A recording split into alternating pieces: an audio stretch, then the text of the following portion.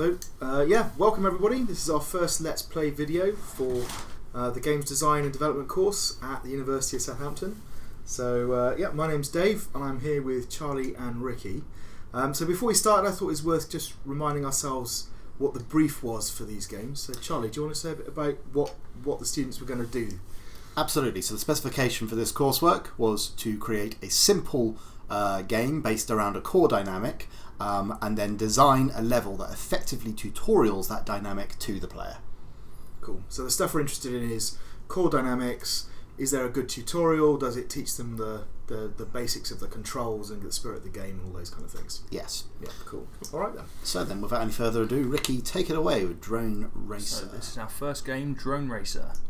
I think it's 2-player. Are one of you going to play with me, guys? Or yeah, go on. I'm next to the. You're on WASD.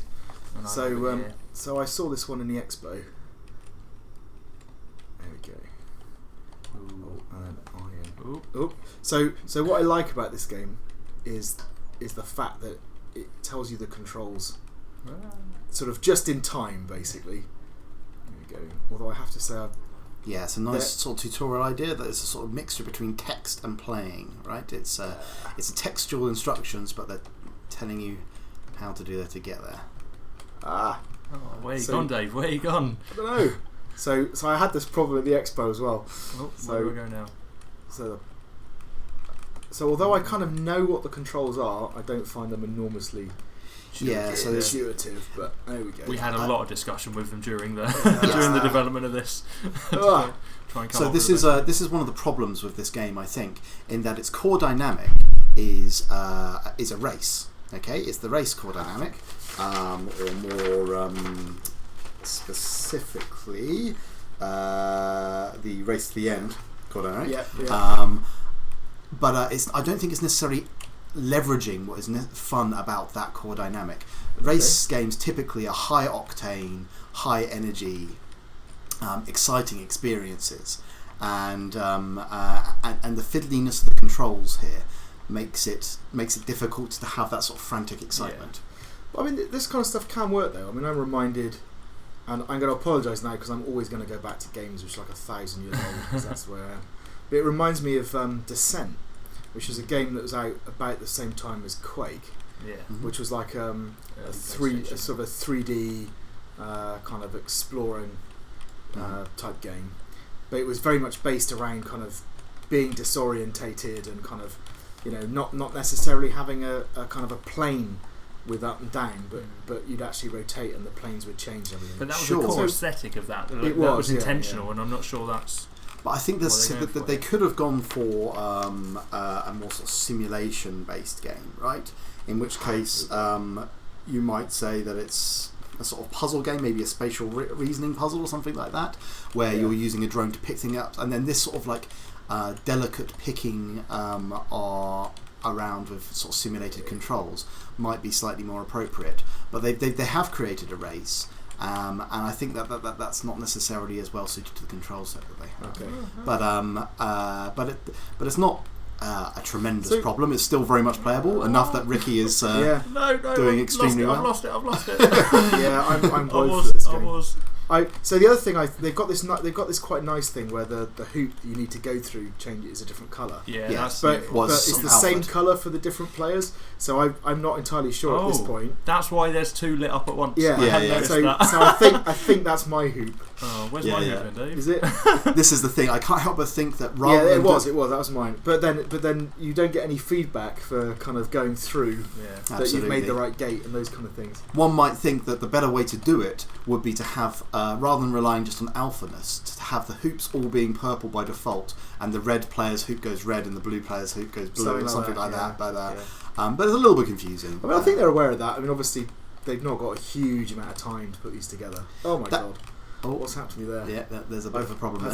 No, I think that's intentional. Yeah. I think they've deliberately set it so that if you're a complete numpty and you ram into things, then you. So one thing suffer the consequences. I would like to talk about is I really like the level design of this game. Yeah. So the level design is excellent. So it's a linear level design, or a cycle level design, as races almost always are. Yeah. But the interesting thing about it is the way that it tutorials it to the player. So you've got that text-based aspect at the beginning, so that the player has to follow each of the instructions before they can get out of the initial paddock. Yeah. Okay. Yeah, that's So that means you have to know how to fly before you can do a thing. And then after you do that, it steadily increases the difficulty of the level by first of all keeping it 2D, and then suddenly you're doing 3D things, and you've got obstacles like the building in the way. So this bit I'm on here is a good example. Very effective. So I think this is the bit I'm on. where you go into, you've got to suddenly go into this kind of enclosed space, which as you can see is really easy. Yeah. And then there's a load of obstacles, and you've got to get through there into the main. Precisely. So it does steadily increase the difficulty, I think, in quite an effective way. So there's some really nice things here. Actually, they have thought about it really really well. So is that my gate? Nope. I think maybe. I'm not sure. Yeah. So I think it. Is that the end? I'm near the end. I can't. You just went past me. Yeah. I'm stuck. Have I finished? I don't know. Yeah. I think so. That's really difficult to navigate. Yeah, It hasn't told me whether I finished. So even that, like the little checkered end gate, is quite cute. Right? Yeah. Yes, that's nice. I think I just flew through it, but I think it was your end gate, not mine. I don't know. I lost track of where I was a long time ago. Well, there's a time stop for the player to the left. Oh yeah, I think. So I think I've missed a gate somewhere, like halfway around the level. So that gate's still going for you. Yeah. So. All right, but I think that's an interesting little makeup there. I mean, probably the best bit of this game for me is that right at the very beginning, where you start in this pit, and you've got the instructions in front of you, and you can do anything until you follow the instructions, basically. So I think it works really, really well. Interestingly, as soon as you're out of that and you kind of get into things a bit more, I think it's a bit easy to miss the instructions which are there. But the next set. Yeah. And also, I did wonder whether it would be a good idea to start off facing the other player, so you'd immediately understand there was another player in there. Yeah. Or at least sort of the classic sort of zoom in that you get from racing games. Yeah, that's right. Show you both next to each other. I mean, it's split screen, so you do see both. Yeah, you sort of do, but I thought, going back to that kind of core dynamic and race, if it's a race, you should be aware of the other person and where that other person is. Yeah. But yeah, nice, a really nice. A nice go at kind of particularly that kind of tutorial element. I thought it works really well. Yeah. I don't want to count our chickens, but that might be one of the better tutorials, I think. In terms of really hitting the early days, but nice, really nice tutorial element. Okay, the next game that we're going to play is Mutapuzzle. Okay, so I didn't see this one in the expo, so yeah, I marked this one. So how does it work, Ricky? So the idea is that you're trying to evolve your next organism for the type of some of the criteria that you're given in the sort of flavour text over here. So the idea is that you read this flavour text and get an idea of what sort of thing you're trying to evolve for the next iteration. So it might be something that's more carnivorous or less carnivorous. I do remember. I remember the mutatoes. I love the idea that we're all going to be eating mutatoes in the future. All right, fine. Delicious mutatoes. And yeah, there's sort of a mechanic of directing the mutation that's going to happen. So you apply some external factors that make the mutation happen in a direction that you want. So click on these messages to dismiss them. So we click. Okay. So I hope you shuffle these a little. Yep. So quite a very text-heavy tutorial here. Yeah. But it did drop that. Oh no, I think that's because I clicked there. There we go. To the left, you'll see the challenges. So that's the flavour text. And we're going to use our ecological intuition to decide what to do. Carnivorous. So red is it's a cute carnivorous. Idea, I have to say. Click and drag the genetic cluster to set the expansion direction and let evolution deal with the rest. Okay. So let's try that. So if we get rid of that message. Do we click on it? There we go. Okay. So you've got this idea of being able to drag the arrow in a particular direction, and that gives you a certain mutation. I'll be honest, I'm still a bit lost as to what I'm actually looking at. Yeah. So I've got, what are the red ones and what are the yellow ones? So the red ones are carnivorousness and the yellow ones are other. So I think this might be just like a very simple tutorial where you're just dealing with one feature in the genes. Yeah, that's it. And I think, do we want more carnivorous or do we want more? I think. Yeah, because the hint is 50% carnivorous. So I reckon we make this red move in that direction, so it'll hopefully dominate all these. Sure, sounds good. go.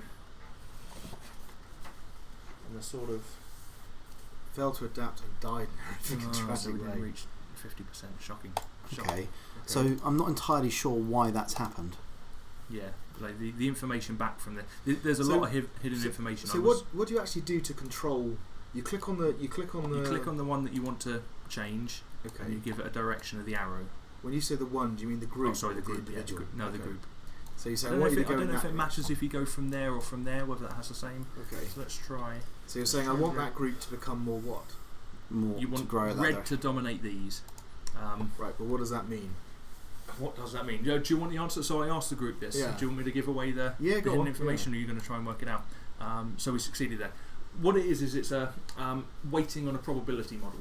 Okay. So each time there's a different colour next to each other, there's a probability of one beating the other. Okay. So and it's a probabilistic game of life, basically. Effectively, and exactly that. And then you give, with the arrow, you give some weighting towards in a particular direction, and the sort of the angle between the direction that the mutatos are, or the blobs are, relative to the angle of the arrow varies that probability as well. So can we run? Let's start it again. Let's have a look at what they actually do in terms of the tutorial then. So if we run start the whole game again. Yeah, if we run it from the beginning.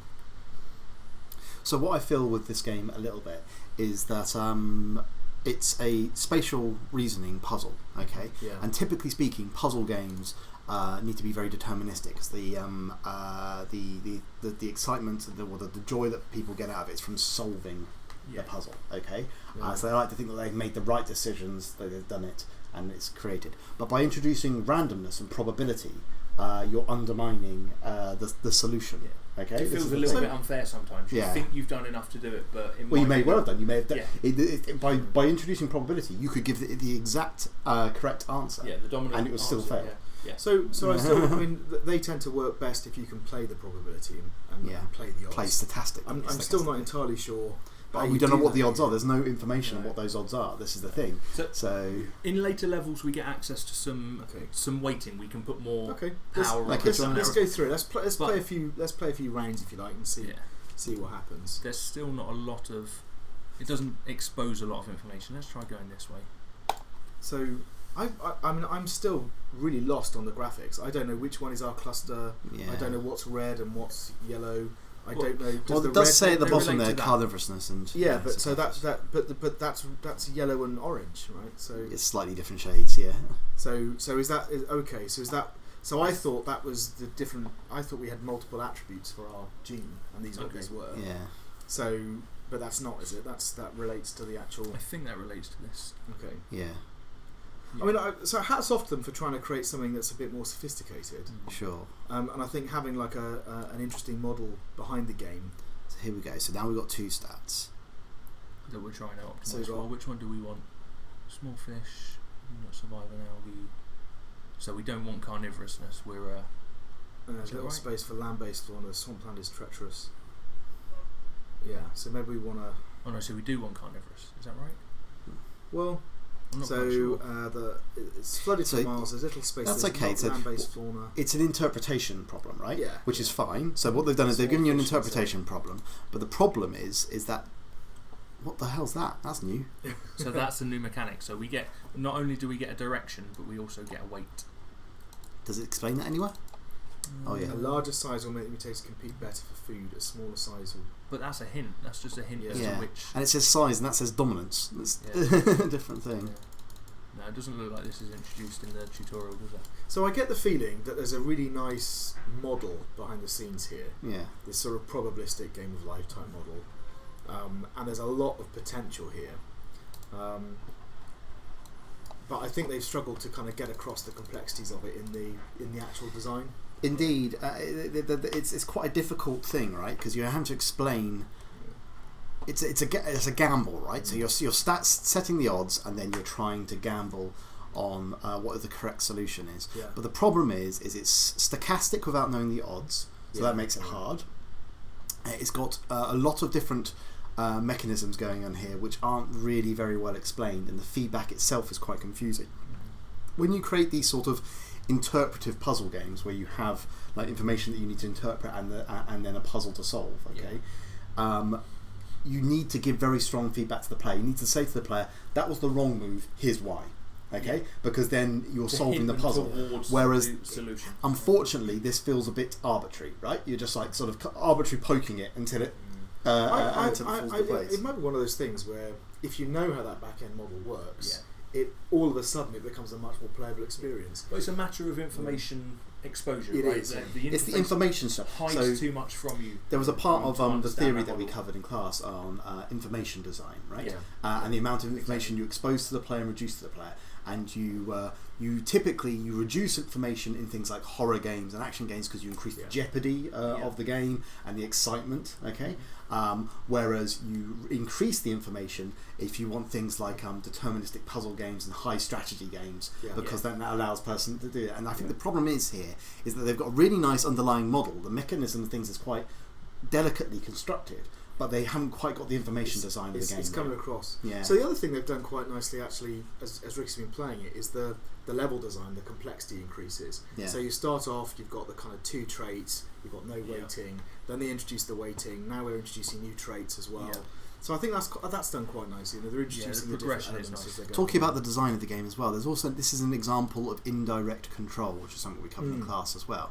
And indirect control typically works where you have a theme that the person can understand what the likelihood of the control occurring. So things like theme park, where you place down an ice cream store. Okay, you know people are probably going to go and shop at the ice cream store, but none of us and most players are not are genetic scientists, and that's probably not an accurate model of genetic science. So we can't infer what that thing is doing. Okay, and because we don't have direct control, it's quite difficult to know what to do. So good idea. Good model behind the scenes, but perhaps could have done more to actually pass on how that model is working. I think it's it's the confused feedback and the level progression. But again, the tutorial there's things that aren't really very well explained and tricky. Interface design is the key to. But a lot of potential for that one. Okay, shall we move on? Yeah, absolutely. Okay. So our next game is the Snowman Game. So I mark this. So if it's that scene, then it's that one. Okay, here we are, and it's got some lovely sound too. Okay, so if you want to have a play around with this, Ricky, this is an interesting game, this one, because it's a puzzle game about completing a snowman, okay? And you complete the puzzle by getting all the components for the snowman, but your score is how big you make the snowman in the process. Now, as you roll over the snow, you roll up the snow, okay? Oh, that's nice. And that increases your score. If you roll over ground that doesn't have snow in it anymore, your snowman decreases in size. Okay, so it's about picking the optimum route that gets you all the things. Now, this first tutorial, it's impossible to do wrong. Okay, if you try and go back on yourself, you'll lose snow, and it gives immediate feedback to the player. And now, when you move on to this next level, you have a situation where you've got something a little bit more complicated. Okay, because to get the most snow, you have to pick your effective route around all of these bits and pieces. Right, so it also introduces the ice mechanic in a way that you have to do because in order to get it. But to get the most snow, you're going to have to pick your route very carefully.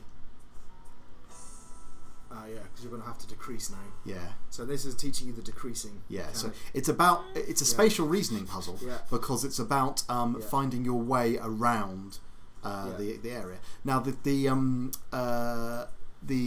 designers, when they showed this to me, described it actually as a collection core dynamic. But I actually think what they've got here is a very good spatial reasoning game. Yeah, it is. Yeah. It's about pathfinding and finding an efficient way around. And sure, they've used the collection thing as a motivator, but they've created a number of interesting dynamics that really work well with spatial reasoning because the space responds in different ways. You collect the snow in different ways. It's deterministic because there's no randomity, so solving that puzzle comes together really well. And they're having to build up the score. Furthermore, the aesthetic of the game, works really nicely in that they're creating this idea of sort of playfulness, building a snowman, and they've done that with an upbeat tune and quite cartoony. You really like this game, don't you, Charlie? I do. Cartoon graphics is it's. I think it all just sort of comes together. Okay. Even nature was on their side during the expo when they started showing this game off. It started snowing. So I mean, So actually, this level is a really good example of that kind of level design stuff. Because you've got those 2 routes off to the side, and as you approach them, you can actually see what's at the end of them. So you're never going into these blind. Yeah. You know what's there. There's an incentive to go down there, and it explicitly teaches you those two mechanics. That one's the shrinking mechanic. Yeah. This one, the sliding mechanic. So in fact, just to point out, this bit here where you went and got the carrot. If you hadn't realised that your snowman shrinks from the previous level, then you will have to realise that because you can't complete the level without backtracking. You're going back over there. Yeah. The one criticism I do have of the design of this game is these sort of puzzle games, as we talked about, are very strong on sort of deterministic realising of what's going on. Yeah. And there is certainly an aspect in the first run of each level. You have to find where the carrot and the hat and things are, and then you go back and sort of do it properly to get the best score. I think if they had arrows pointing to where those were, you wouldn't force the player to do that sort of false dummy run the first time. Yeah. Yeah. So this one is a kind of like how do you slide around the ice to get yourself into that little. Yeah, little Ricky's. Oh no! So what happened there? So you shrunk. Good puzzle design. Shrunk quite suddenly though. Did it so maybe it's like that. I'm going to replay that one. But okay. So I mean, I think that's it plays to a core dynamic. Going straight to the scene, Ricky. Sharp Dave. My favourite thing about this game is the noise it makes when it skids across the ice. But that's good. It's a feedback thing again, right? Really it's so beautiful. So in terms of they've got 3 levels, right? Yeah. And so in terms of the level design, again, nice incremental stuff. Yeah. First one is you don't have a choice. You just have to follow the route. Yeah. You can observe what's happening. The second one, they've kind of got those little adjunct paths where you can go and reinforce. And you have to experiment with a little bit of pathfinding around it. So I mean, straight away, I think you can see there's an enormous amount of potential for this. Yeah. And I think it's a game you can actually play. You can feel like you're really playing it. You know what you're doing. You know what the controls are. Yeah. And I think I agree about the thematics of it as well. So we very explicitly said to all the people participating in this that there weren't going to be marks for the sophistication of the graphics. Oh, absolutely not, of course. But however, it's important that those are clear and that they communicate what the game's about and that they have a consistency. They could have done this all with just like rubbish drawings in paint. Okay, I would still been impressed because it's about understanding the aesthetic of your game. Isn't that what they have done? More rubbish drawings in paint. So the point is that whoever drew this, we apologise. Sorry, guys. We love your art. They thought about what the aesthetic of the game was. They followed the MDA mechanic again. What are the things that we need to add in order to encourage that aesthetic, and then what are the mechanics that we need in order to support those dynamics? So they've kept it simple as well, right? They've not tried to implement every mechanic and every dynamic they could ever think of. They've kept it simple and they've just done what they needed to get across that aesthetic. Sure. So I'm not sure whether there's a little bar thing at the top left hand there that grows as you go. Yeah, so the one thing I would say is I'm not entirely sure. What is that measuring my progress towards perfect, or is that measuring amount of snow?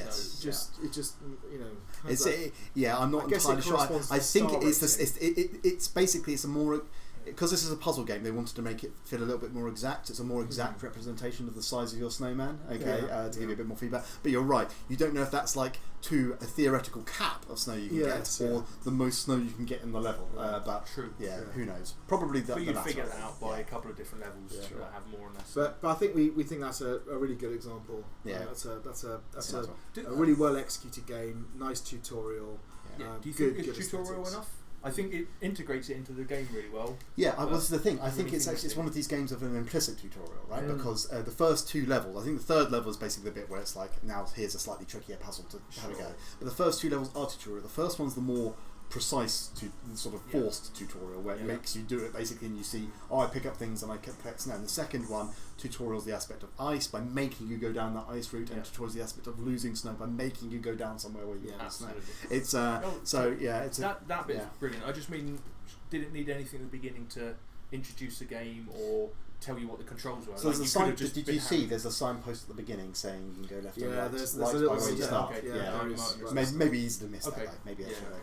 But okay, cool. They've got all the bits. No, it's lovely. Absolutely lovely. Okay, cool. Well done, as it says on the screen. Yeah, well done. three gold stars. Right then, let's move on to the next one. Okay, so here we are. Dog Unleashed is our next one then. So let's have a look. Press Q to quit. So I'm guessing it might be. Not sure. Did you accidentally press Q? Maybe. Yeah. Okay, so you're sort of picking up coins and bones, and there's an ambulance.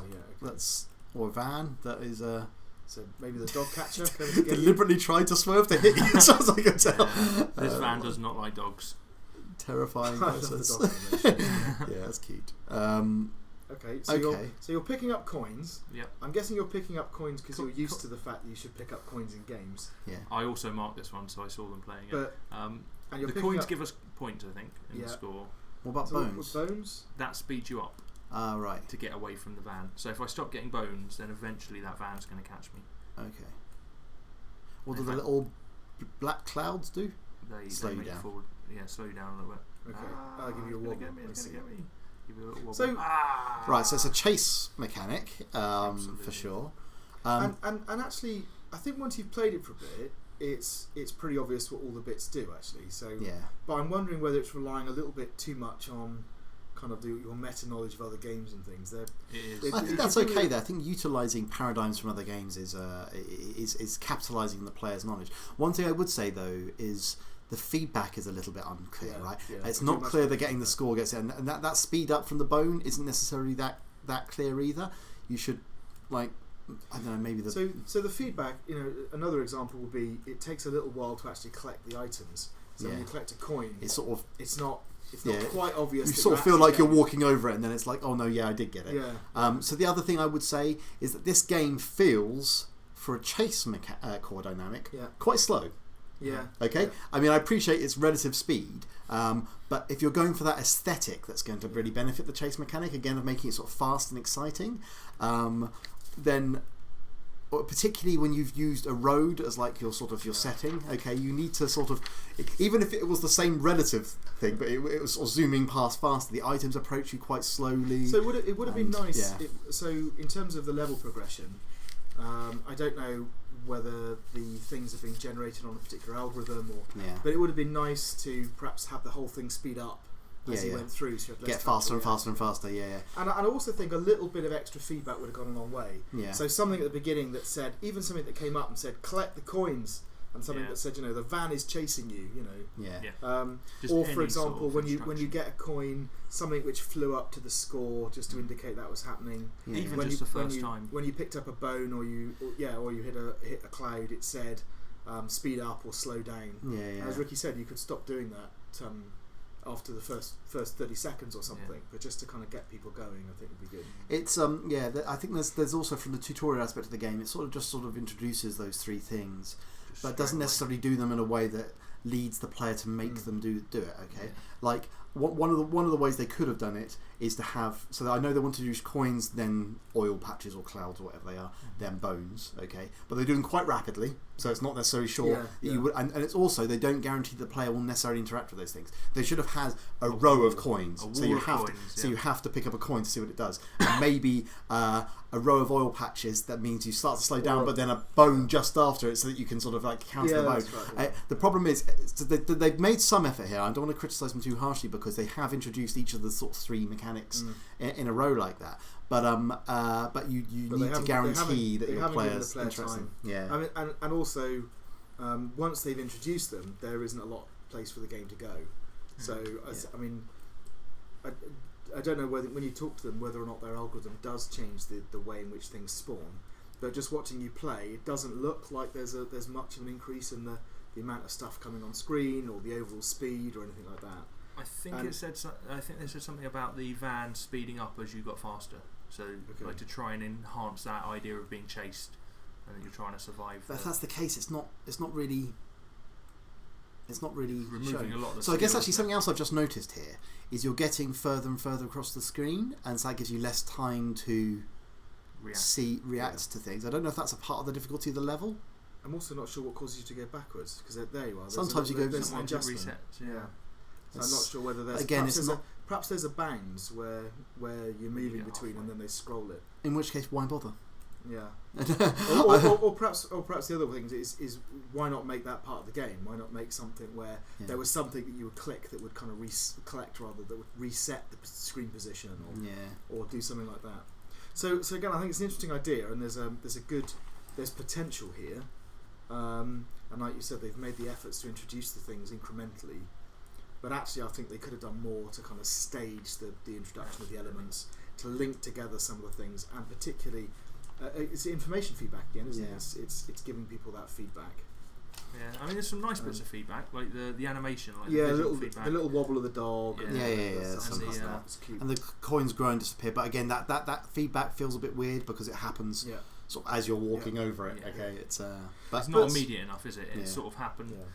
And it goes away from you, which seems like a loss rather than a gain. Like if you went for your score, it came towards you. It feels like you're getting it, whereas it going away. Sure. Like but there is definitely meaningful play. I mean, you can actually play it. Right? True. Yeah, so I think that there's kind of a really good foundation here, but it just needs a bit of tweaking and adjustment to kind of really bring it together. Okay, shall we move on to the next game? Yeah. So good job. Here we are. Element Escape. Okay, so I marked this one. So this game is a game about you flying around as a monkey, trying to dodge various aspects on the screen and collect gems in order to win. Okay, so you've got those sort of a few enemies to begin with, and then it shows you that there's an asteroid as well. Oh no! So I didn't. That looked to me like it was part of the background. Actually. Yeah.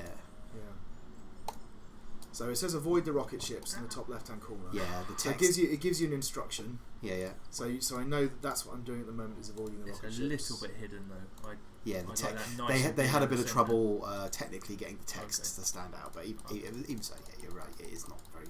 But it's there, and it gives you a kind of a. So very often, one of the big problems is. So avoid the asteroid. Okay, so I missed that last time. I missed the fact it changed. Yeah.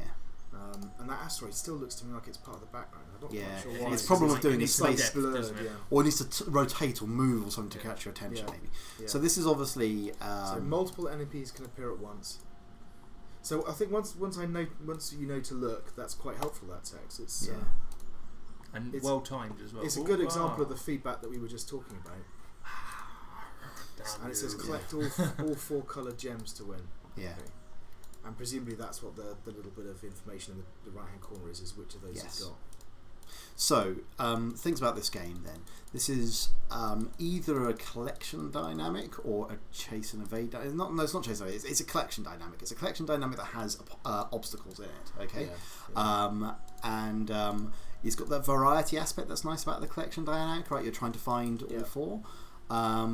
As to the actual sort of mechanics of the game. I think it tutorials it quite nicely by sort of showing you this sort of like easy bits to begin with, and then I think that's quite well designed actually, and it builds quite well. So you have the rocket ships, then they introduce the asteroids, then they introduce the games. So I noticed that the last time that gem appeared right next to an asteroid. Yeah. So one of the things that you'd think they might do is make the very first gem you collect to be really easy. So even if they had like a random mechanism for spawning those gems to manually make sure the first one's in a good place. Indeed, it's almost like they sort of tutorial the other ones first, the other mechanics, but they don't bother tutorialing the gem mechanic. Okay. They did say that one of the things that they wanted to do was that they wanted the player to understand the tactics behind whether you should go for a gem or not, as it were. Because the gems don't. It's not a case that there's one of each. Okay, they so I was going to say that because actually the instructions tutorial say collect all 4 gems. Yeah. And I would read that as there are 4 gems and you have to collect them. Yeah. Well, you want to say one of each type of gem, right? That's the thing. Yeah. And I think that until we got to this bit where Ricky's kind of flying around in free space collecting lots and lots of different ones. Yeah. I wouldn't have realised what's going on. It's also not clear to me, so like he'd already had the yellow one there and he's picked up the yellow one again. Yeah, what that does. So is there a consequence to that? No. So it looks to me it does nothing, but you're right, there should be a way of alerting the player to know. So there might... It feels like what's missing is something as simple as a score. Right? Yes. So it's almost like what you want to do is you want to have a score and you want to build up the highest score you possibly can and collect those 4 gems. You know, and if you don't collect the gems, you don't collect the score. The score might just be the number of times you complete a level. Yeah. So I don't know. I've done this like 4 times. Or they could even do it with a sound feedback, right? So if you say, okay, you just need the 4 gems, then if you pick up a gem you've already got, it just makes a sort of boop noise or something like that. Right? That would feed that back. But my point, I think, is they could have done more with it than just say you need to collect the 4 gems and you can get the level. So they could have done something where, as you're flying around and you're collecting gems, you're building up a score, but that score only gets banked when you get all four of the gems. Or they could have set up some kind of jeopardy where there's a risk associated with trying to do that versus collecting the gems and banking the score. I think they could have thought more about how those things could possibly link together. They've got a very, very simple kind of their core dynamic manifests in a very simple set of ways. Indeed. But there is meaningful play again here, we should say. Meaningful play. The player is making lots of interesting decisions as the game goes on, right? Yeah. About whether they should go for a gem, whether they should dodge around those enemies, things like that. And again, the aesthetic works. It's fun, it's colourful. Yeah. Flying monkey. Yeah, sure, exactly. It's sort of the rocket controls ships are really nice and responsive. It felt weird to begin with, how being able to go backwards, and it feels like you're going to fly off the screen, but they do actually bounce you back on. Yeah. Something that's worth. It's quite actually forgiving. Really responsive to do detail control. So dodging is quite you still feel in jeopardy. You still feel like you could keep getting hit, but it feels like you have enough control that you can dodge it if you're quick enough, if you've got the skill. Okay, cool. So this was called Element Escape, right? Yes. Yeah. So why? Well, you're collecting gems. I guess a monkey in space is quite out of his element. You're escaping. Nice something. save. Okay. Good. All right then. Cool. So let's go on to it's our last game for this batch. Yeah. We'll move on to our sixth one, and which is called ECS Escape. So following on in the Escape series, after of Element Escape, it makes you want to think it's going to be a monkey in ECS. People out of their element who want to escape. Right. That's good. That's it. Not quite. There you go. Fine. Good.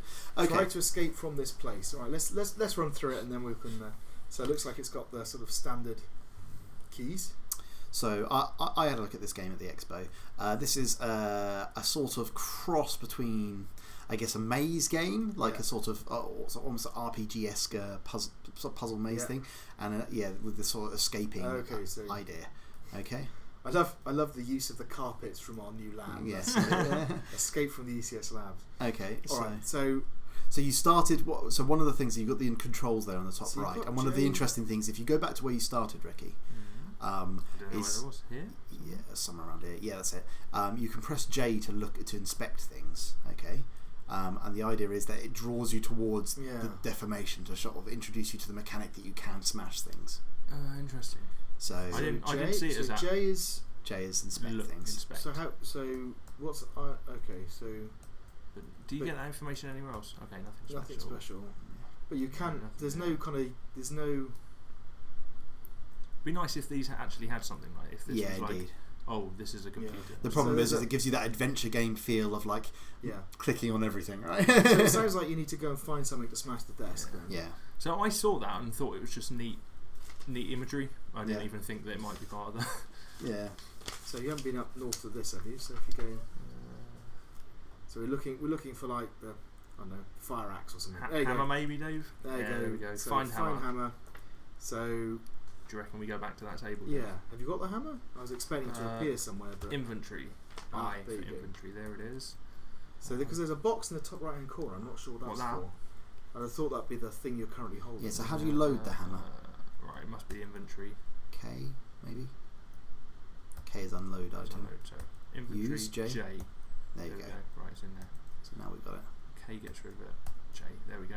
Right. A little bit confusing, but fine. But we're kind of getting there. So now it's going to smash the table. Definitely, if it was J again. J. You break the desk. Okay, and you've got a bone. Beagle bone. Nice. So alright, so now you've got your beagle bone. But now, so I do know what you have to do next, but I'm interested to see if Ricky can figure out what to do next. That's right. Okay. So beagle bone. I'm going to wander around a bit. I reckon we need to plug the beagle bone into something. I don't know what. Yeah. I'm wondering if there's going to be any sort of visual indicator. Was there a door anywhere? I kind of want a door. Yeah, or like a control or something like that to kind of. It kind of has the puzzle aesthetic of those kind of LucasArts games where you just picked up random items and combined them with other random things. So I was thinking about what the core dynamic for this game is. Okay, it's it's difficult to think what the core dynamic for this game is, and that might be part of the problem actually. Yeah, it's sort of, I guess it doesn't necessarily know what it is. It's sort of a collection game in that you're trying to collect all these different sort of items. It feels very puzzly to me. Yeah, it's a type of.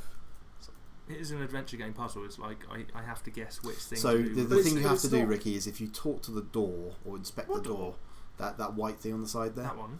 Yeah. Is that different to this white thing up there? I don't know. Try one of them. That one. I think that one up there is actually the correct answer.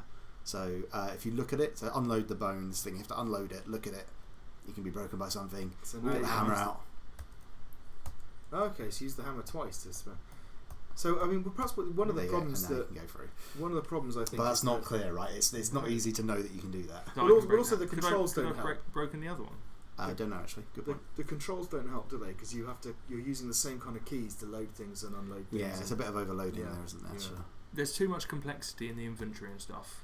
And in the environment as well. I mean, I appreciate they've obviously wanted to repeat the ECS labs, but doesn't help. Okay, all those computers lying around don't actually do anything, and the complexity of the lab doesn't help the player, particularly in this first. So talking about tutorialing, for a second, they do with fair arguments start you next to that slight deformation in the desk, which potentially draws your eye and leads you to know, okay, maybe I need to look for something to destroy it. But after that, the tutorial thing sort of disintegrates. There's no further guidance on what the player should be doing. The complexity of the area makes it difficult to know what to do. Okay. And with no flavour over. Like if I could at least explore that and have fun looking at all the different bits of the lab. I mean, I'm going to defend this a little bit because I think what they have done is they've used the layout as a maze, right? So I think you are effectively exploring, looking for things, and we did do that. Yeah. So I know what you mean about the kind of interaction. So they did say that the big core aesthetic they wanted to go for here was exploration. The idea of looking and finding. So I mean, that has encouraged you to look around. You're absolutely correct. Yeah, absolutely. And that's fine. And so I think the problems here are to do with, again, it's actually the information design, isn't it? It's the complexity of the information design, the fact that the controls are a bit kind of overloaded. The tutorial's very subtle. In that there's just a crack. That's it. It's a crack in a table, and off you go. Whereas it's not really much of a tutorial. Is it? you might expect a kind of a big red circle or something and some text saying look for unusual things in the environment or even like that as a start, but there's nothing after that. And like I think information design is the key thing. I can't break this thing that looks like a door, but I could break the other one. And there was no clear inconsistency in the inconsistency. So let's carry on because the level design is interesting. So because I do like because what I do like about the level design here is that you start in this contained space. So actually you can't waste loads of time exploring around. You have to figure out what that door is to get out. So actually that piece of level design is quite nice. That looks like jewels. It's jewels. Cerberus. See, there you go. So you have to use the hammer on the Cerberus. So, but then that's weird as well. Like, why would you use the hammer on the Cerberus? But like I presumably, if you inspected it without the hammer, it might have given you a clue. It worked for LucasArts. It can work for these guys. We've got the electronics labs and everything. This is quite detailed. I assumed it was just that first level. I am hungry. I want some food. Can you give them the dog's food? The Cerberus. J to get on. That's the other hard thing. Is remembering to. Yeah, it's a little bit fiddly. See if now use it on him. J. No, it doesn't seem to do anything. I'll hit him with a hammer. Oh, hang on. You are. You killed my pet. Go to hell. Okay, wow. Right, that's somewhat incongruous. So a bit of incongruity there, I think. So I think also the maybe mixing... set aside the puzzle design a little bit because I think the puzzle design leaves a little bit to be desired. Sure. But looking at the actual engine itself, I mean they've got quite a nice little engine there. Yeah. They've got a slightly too subtle, but the tutorial's in place. They've got a kind of little cauldron where you're starting off in the lab and you've got to solve the puzzle to get out of the lab. So it feels a bit more manageable and it's more contained. Do you know what I think my main problem with the level design in this game is that they use the ECS labs. Okay, they've got this fantasy